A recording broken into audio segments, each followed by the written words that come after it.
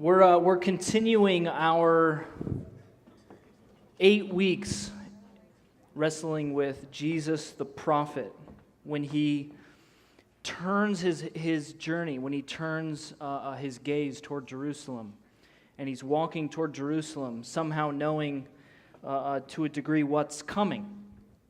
There's this section in Luke where the invitational nature of his ministry takes a thematic turn toward being prophetic, highlighting the challenge and the costly nature of following him. And inside, if you could just remember this every week, Brian touched on it a little bit last week, but inside of every single one of these warnings or challenges or even rebukes, hidden inside of every warning of Jesus is a gracious invitation. It is just a unique expression of more love, more mercy. And that is the same for today as we talk this morning about the connection between pride, hypocrisy, and self-exaltation. So we're going to be in Luke 13, 10 through 17, plus Luke 14, 1 through 11. So it's quite a bit of text. It's two different sections. I think when you read it, you'll see why. You'll see why we did this. Go ahead and on the other side of your paper that you got coming in or on your screen, doesn't matter, give you some time to do our thing, the thing that we do, where you take a moment to read that text, wrestle with it yourself, and then get with some people around you to talk about it. So go ahead and take a minute and read it. If you would be so brave to just share with the whole room some of the stuff that you're wrestling with, some of the stuff that you sense God may be showing you in the text. Just go ahead and let us know. Raise your hand, and somebody with a mic will run over and find you. Yeah. Yeah.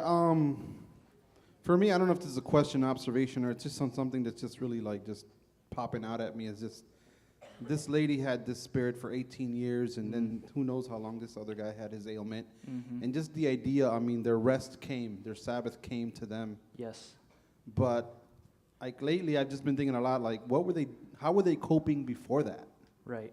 How did they get to this point where they're still alive to see their Sabbath? You know? Yeah. I don't know if there's an answer to that, but that's right. just something that just really caught me. Yeah, there's perseverance in the text to find themselves in these positions, but I think you do make a good observation. It is this subtle undertow to the passage about what is the Sabbath.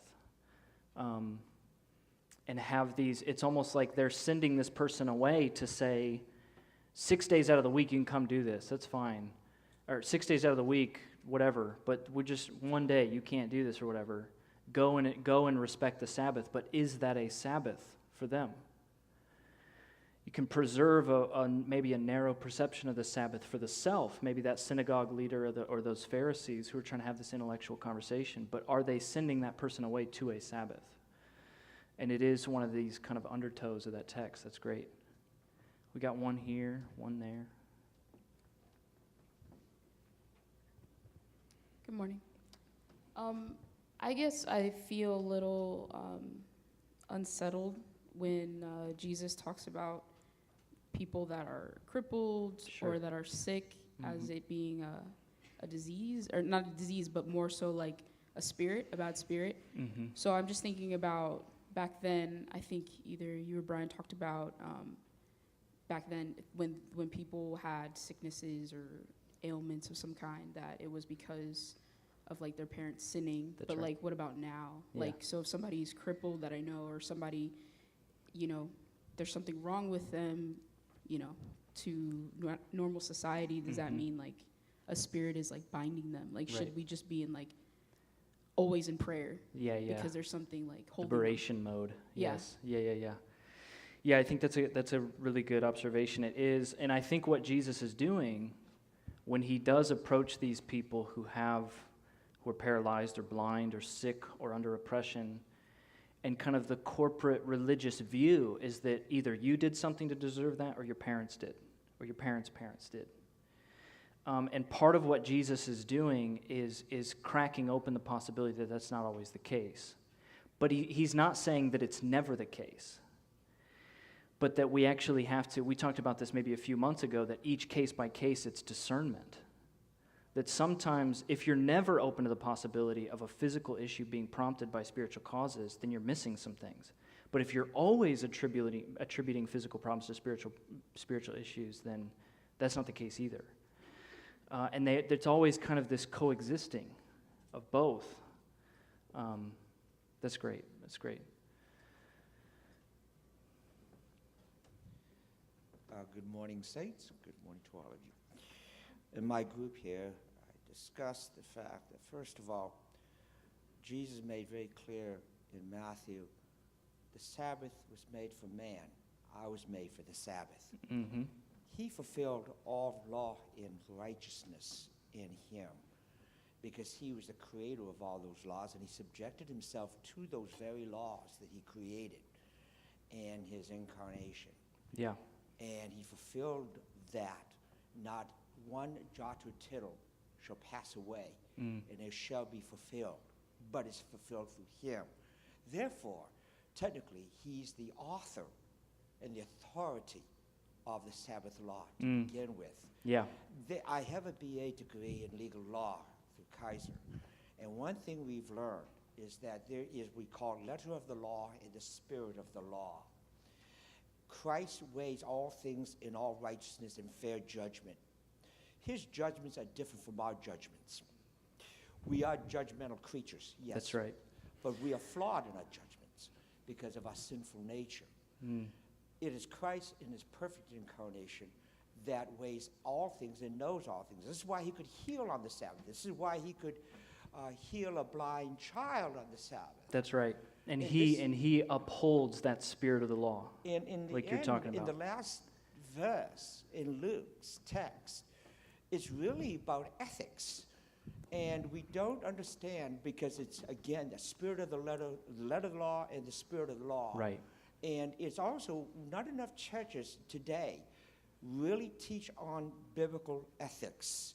And Christ is the master teacher when it comes to teaching us about ethics in relationship to him, Sure. in relationship to ourselves, in relationship to each other. Sure. And And, behind each of these kind of struggles that he's Correct. having with these religious leaders is this question of authority, that whether or not he's saying, you know, the Sabbath is I'm the Lord of the Sabbath now.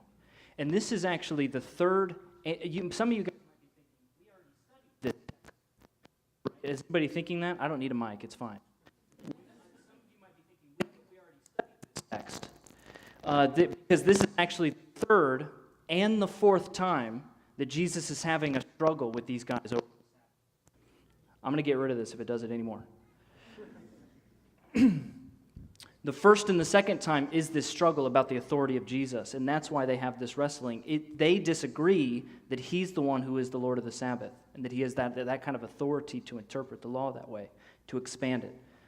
If it struggles, I'll turn it on. Thanks for that. Let me just, because the mics are weird, can I just pray for us and jump in? Lord, God, we entrust this time to you. Every time we as a community come to your word, we, to the best of what we know about ourselves and what we know about you, we surrender beneath the authority of you and the truth exposed in your word. And we come to it wanting to be shaped, wanting to be chiseled by you. And so, God, would you open us today to see what you have for us? Would you give us the courage, Spirit of God, to respond? We're desperate for you. We love you. It's in your name. Amen. See, I put the first two sections together because it's a similar story. It's a similar story. The third section, which is a continuation of chapter 14, it's just an immediate continuation. I include that because you usually wouldn't include that with these sections. Because immediately after at the end of this text, 14:11, he talks more about banquets. He talks more about dinners and who you invite to the table. And it's usually included with those lines. And I think it should be. It has a lot to say about that. But I think it's important to realize that he has this dialogue with them, and they're totally silent. They don't know how to respond. I think they do know how to respond, they just don't want to. They're totally silent. And he immediately responds with this kind of dialogue about a wedding. And I actually think they're connected to this wrestling with the Sabbath. I want to explore this morning the connection between hypocrisy and pride. You see, Luke has this knack. As we're going through, you'll start to see these trends in Luke, the way that Luke writes. And Luke has this knack for intentionally using the details of setting to help communicate, to help uphold the thing he's trying to say. And I think the spatial and temporal placement of these conversations is key. That these conversations are happening in a synagogue on the Sabbath. That these conversations are happening in the house of respected religious leaders on a Sunday. It is almost as if the places where you would least expect it, you find evil. See, pride can twist every good religious principle into allies of the purpose and powers of evil. Didn't you know that Satan can still have dominion in the church on a Sunday? Didn't you know that Satan can still have dominion in the preacher's house? All it takes is a little pride. All it takes is a little pride. You see, just like before, the Pharisees have this visceral reaction to Jesus being so bold, so daring to heal or liberate on the Sabbath.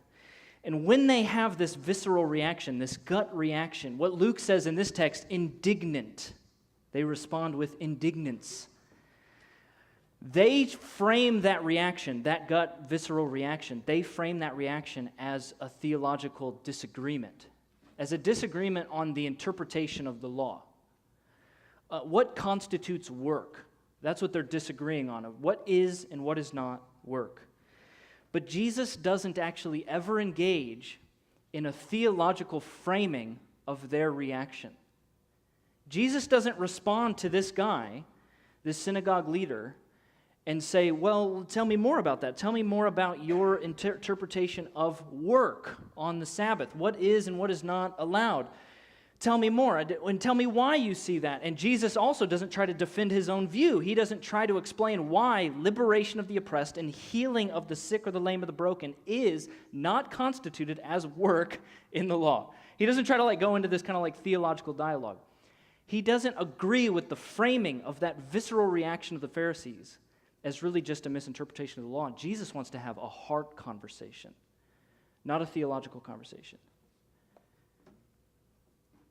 There are 6 days for work. And how, by the way, how passive-aggressive was this moment for Jesus to heal this person and for the guy not to talk to Jesus but just turn to everybody who watched. Those of you who saw that just happened, 6 days for you people to come and get that done. That's fine. He'll be here sometimes.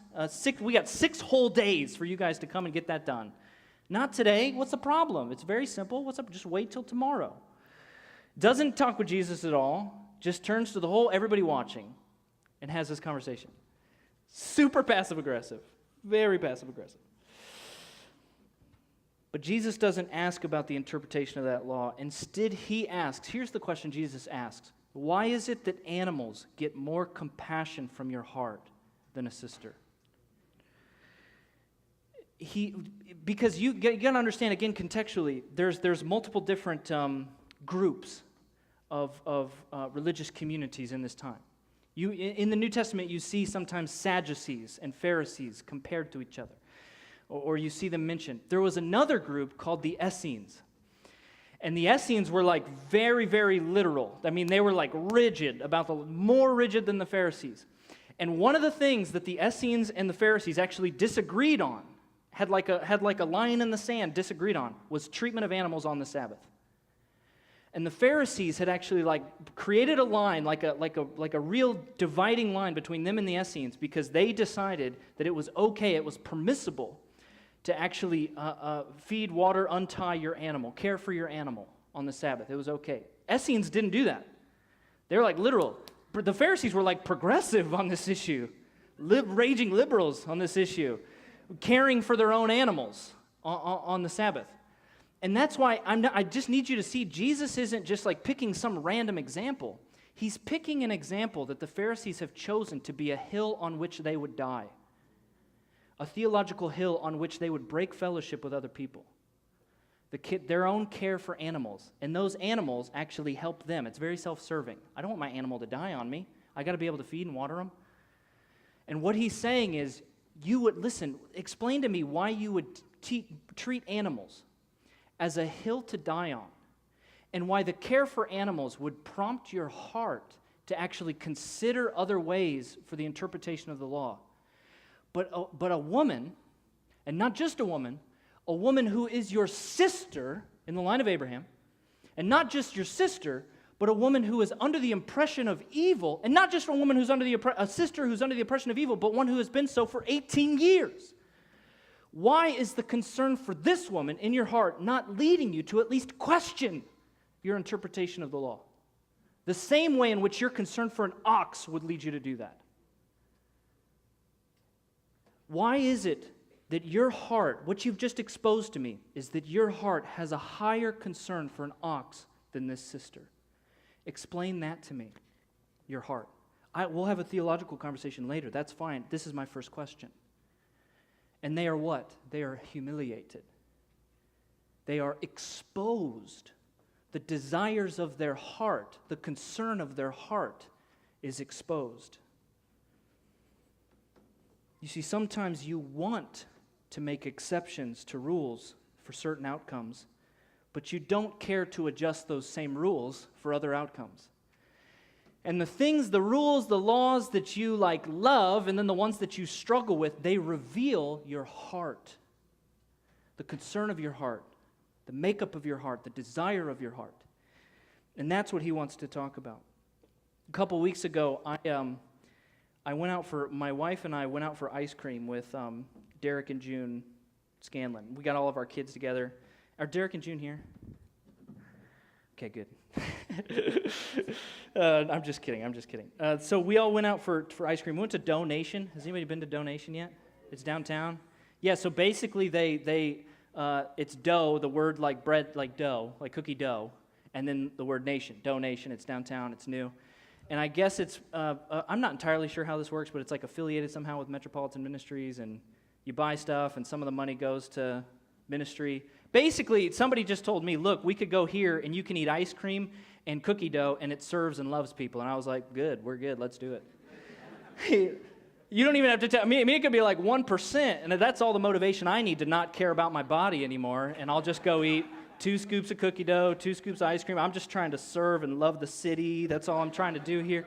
So it was like 6:30 on a Sunday. The place closes at 7, and my wife and I, we go to check out Donation with Derek and June and all the kids. We get there like 6:35, 6:40, and there's a line out the door and coming down the sidewalk a little bit.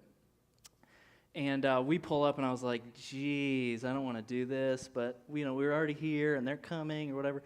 And so we get out of the car, and I get in line, and Jamie's super pregnant, so she sits down somewhere and takes Landon, and then they show up, and Derek was like, the only reason we're waiting in this line is because your wife wants ice cream, and she's pregnant, so we're doing it. And so we wait in line, and we get all the way up to the door, and one of the workers comes outside and says, everybody who's here, come inside, cram inside, and I'm going to lock the door.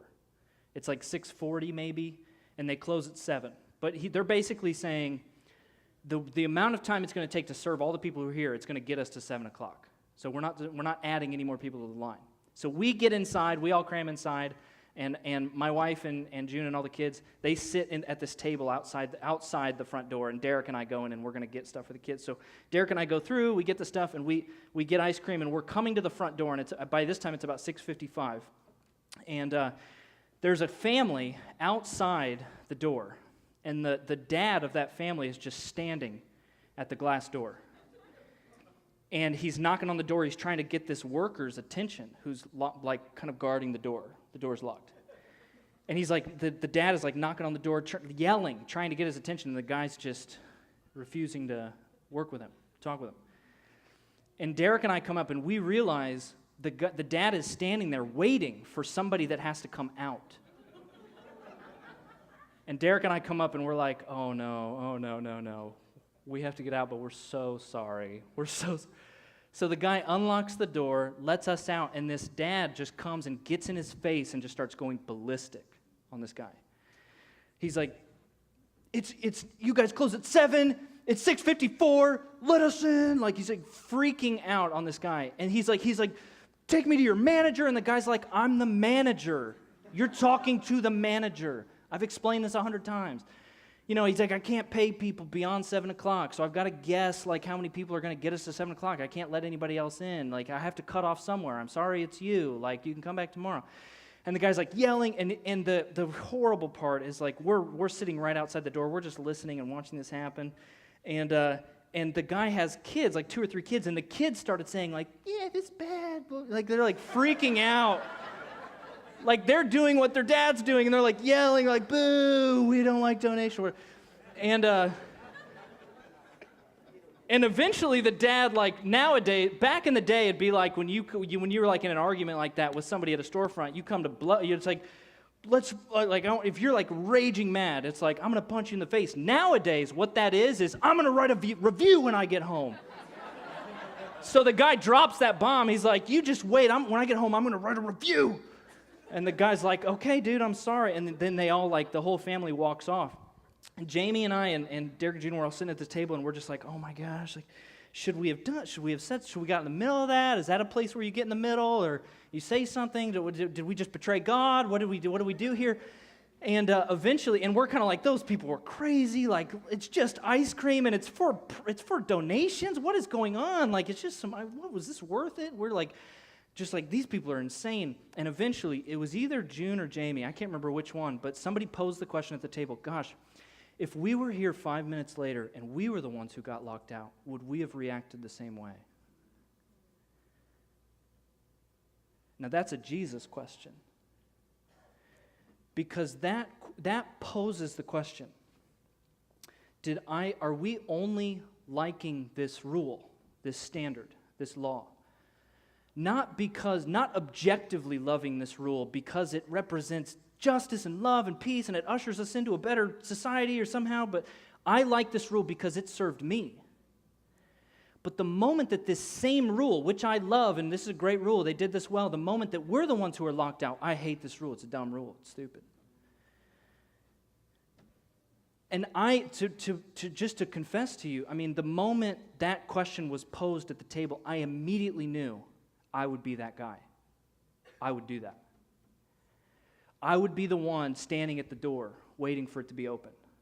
I would be the one, like, trying to get in there to get some ice cream because I brought my kid all the way downtown and it's in the middle, it's like Sunday evening and blah, blah, blah. I'd be the one at the end saying, I'm going to write a review. This is ridiculous, whatever. I know, like, in the past, I have been that way where I'm, like, wronged in some way and I, like, just go way too far, freak out.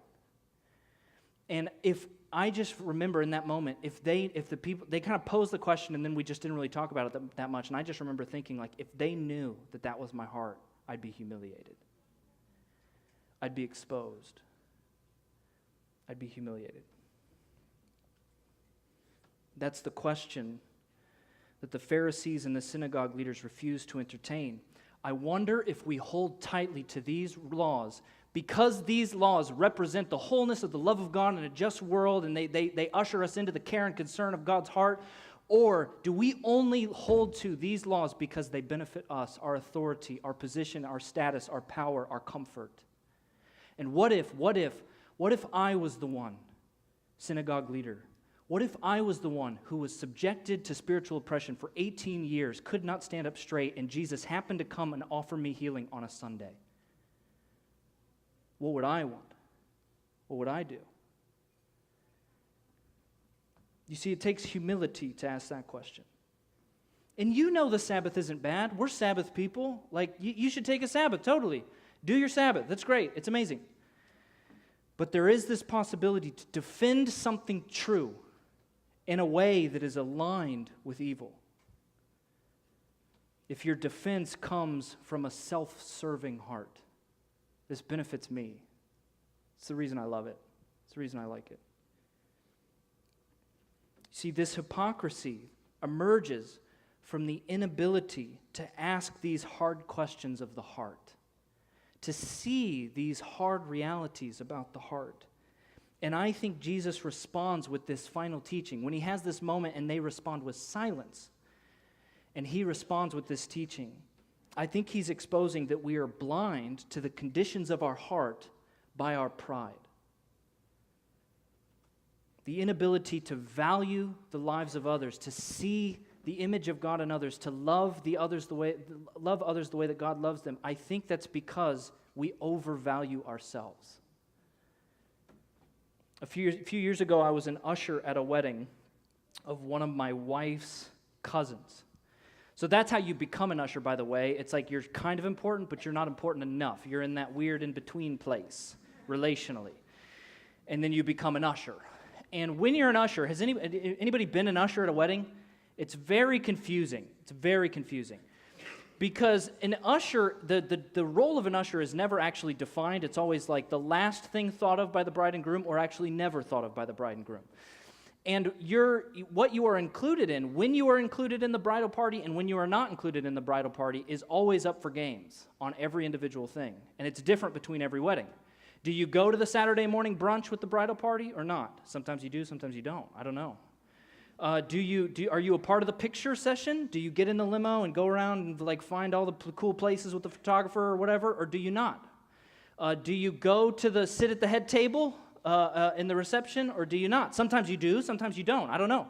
It's different every time, and basically, because the bride and groom never actually think about it ahead of time, they're just making decisions on the fly. It's like totally intuitive, and you're just kind of like going along with the flow. That's the life of an usher at a wedding. And I was an usher at my wife's cousin's wedding, and there was one other usher, a guy that I didn't know. I had no idea who he was.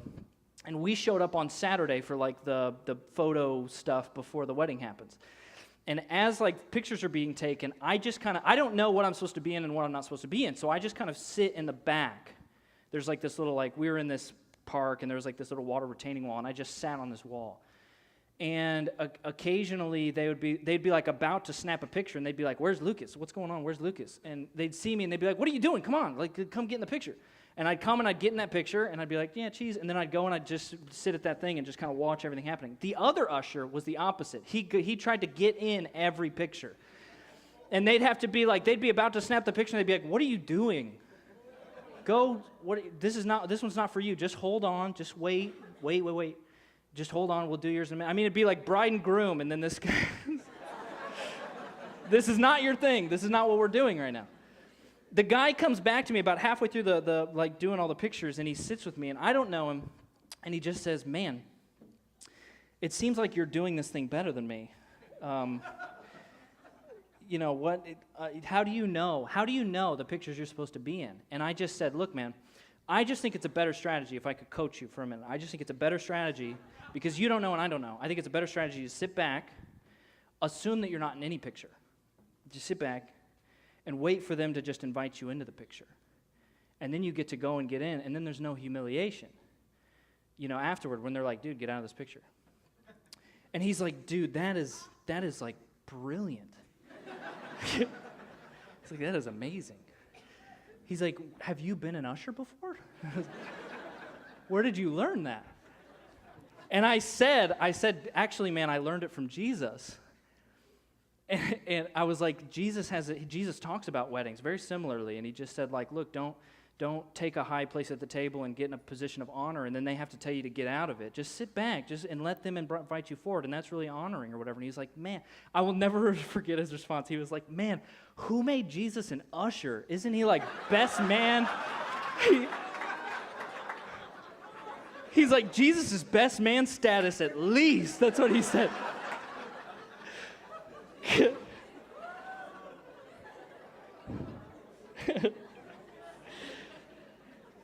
Guys, this is what it means. I've always remembered, every time I study this passage, I always remember that conversation with him.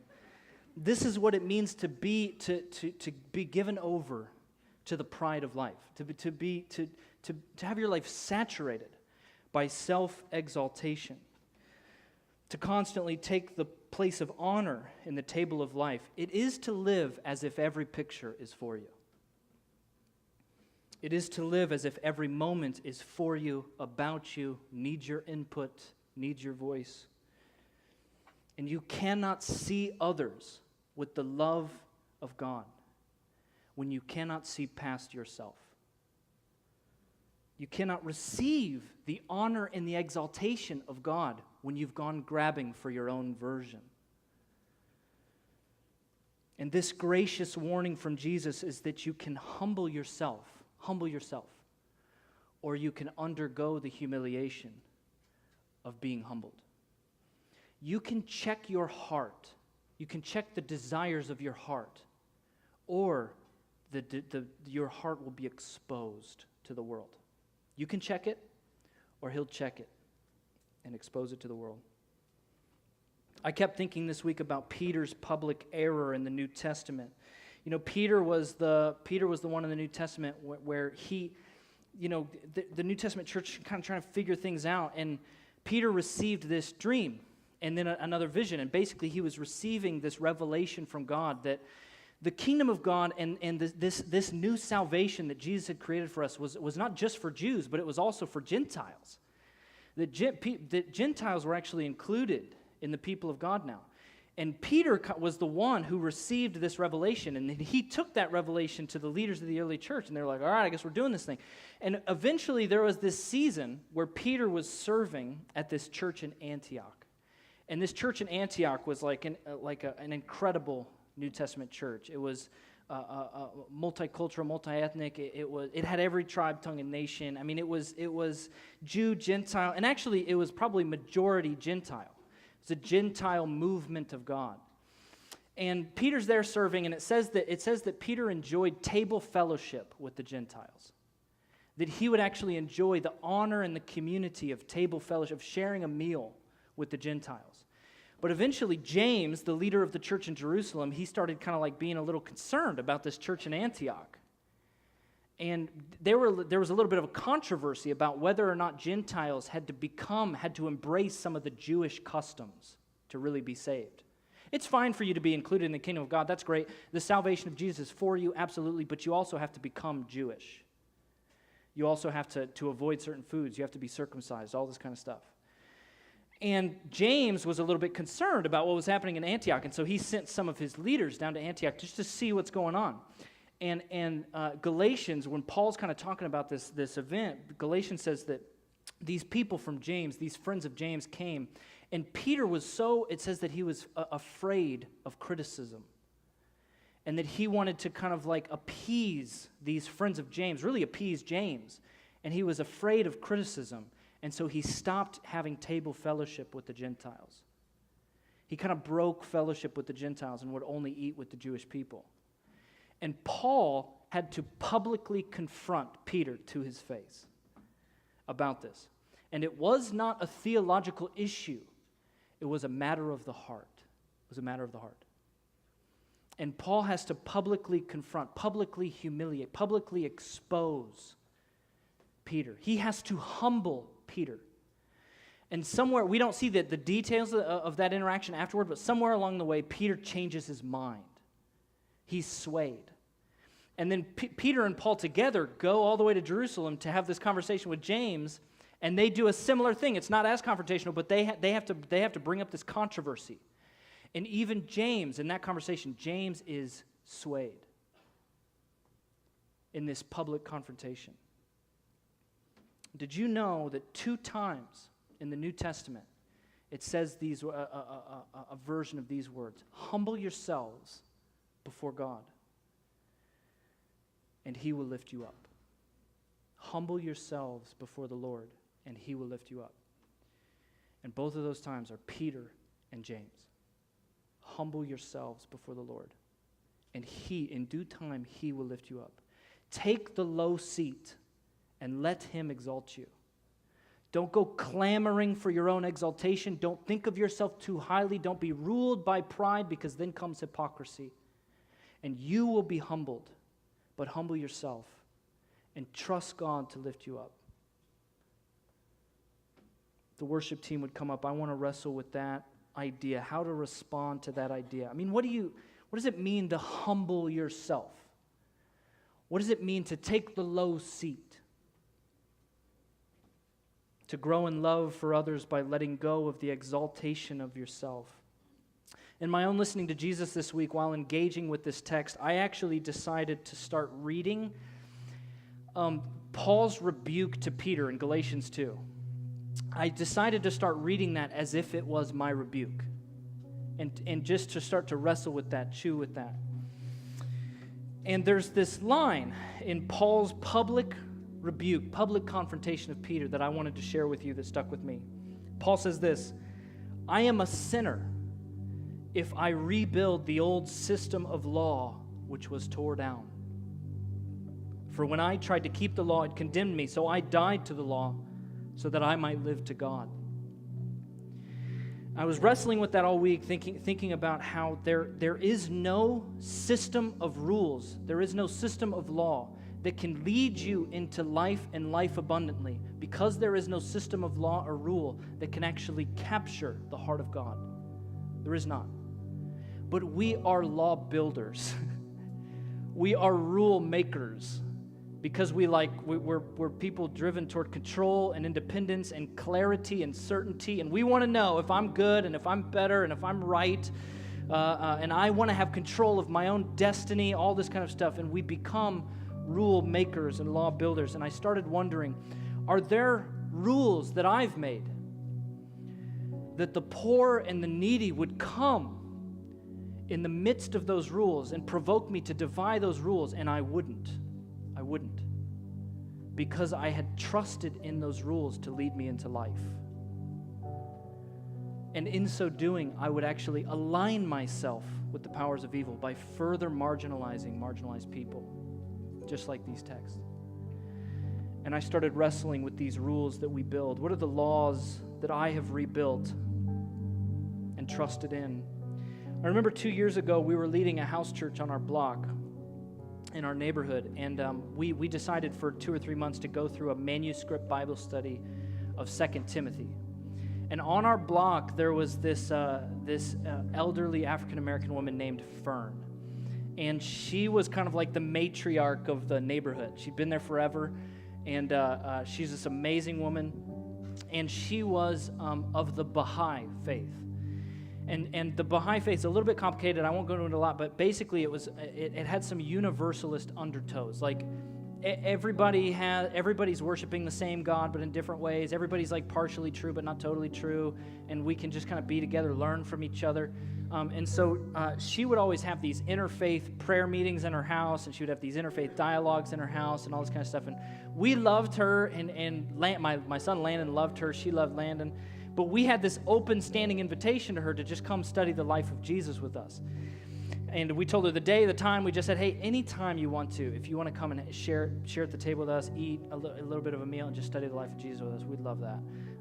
And, for several months, she never took us up on it. And then one night, she came after dinner. She came when we were in the middle of our study, and she just wanted to jump in. The problem was, Fern was blind.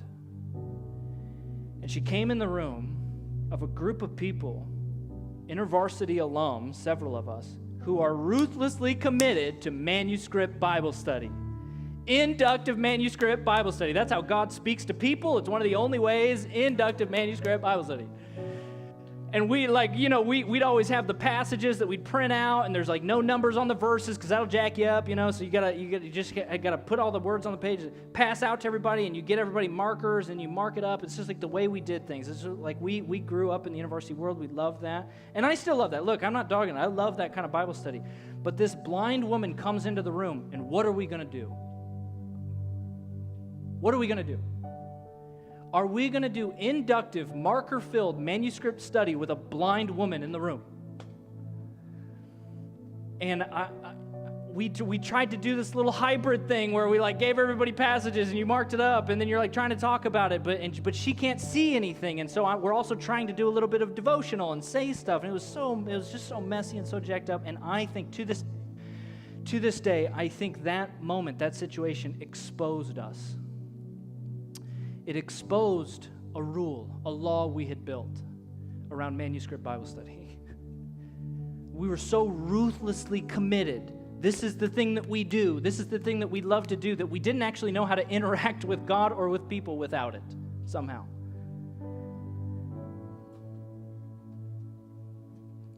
God graciously invites you to humble yourself by bringing to you and to me holy interruptions to your rules and to mine. And I think we can graciously respond. The way that you humble yourself is to respond the right way to those holy interruptions of the rules that you've built. Interruptions to break your rules for the sake of love for other people. And your heart is exposed when those holy interruptions are seen as annoying distractions. What are your rules? And can Jesus interrupt them? Your law can be built out of social expectations, family expectations, religious expectations, vocational expectations. Listen, a 9-to-5 work day and work-life balance, those are good things. Those are great things. Awesome, amazing. But kingdom ministry never fits neatly in a 9-to-5. And if you hold strongly to that version of work-life balance, to that rule, you will disqualify. You will become so ineffective in kingdom ministry because needy people who are curious, people who are in trauma or distraught, they don't fit cleanly in a 9-to-5.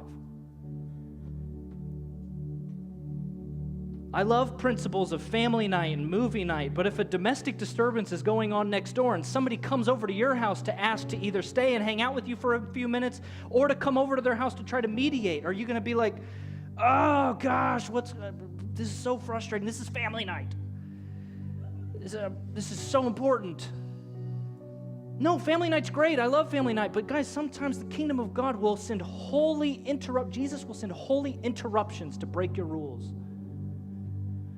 And it's a heart check. Every time it's a heart check. It's a heart check. Where is your desire? Are you leaping to jump into those moments with people? Are you frustrated? Are you annoyed? Gosh, why today? 6 other days you could come over. Why today? Check your heart, humble yourself. Maybe you have a weekly study night and somebody comes knocking on your dorm telling you they're wrestling with suicidal thoughts for the first time. Are you frustrated by that? Are you going to jump in? Check your heart, humble yourself. Somebody with a learning disability comes to your gathering and you can't go quite as deep as you'd like to in the study. Are you bothered by that? Or do you love it? God will send holy interruptions to break your rules, to check your heart. And in those moments, those are gracious, merciful invitations to humble yourself, to check your heart. Receive them. In that rebuke from Paul to Peter, I just want to read a little bit longer of that rebuke to end our time together. He says, "For I am a sinner if I rebuild the old system of the law, which is already torn down. For when I try to keep the law, it condemns me. So I died to the law, so that I might live for God. And my old self has been crucified with Christ. And it is no longer I who live, but Christ who lives in me. So I live in this earthly body by trusting in Him who loved me and gave Himself for me."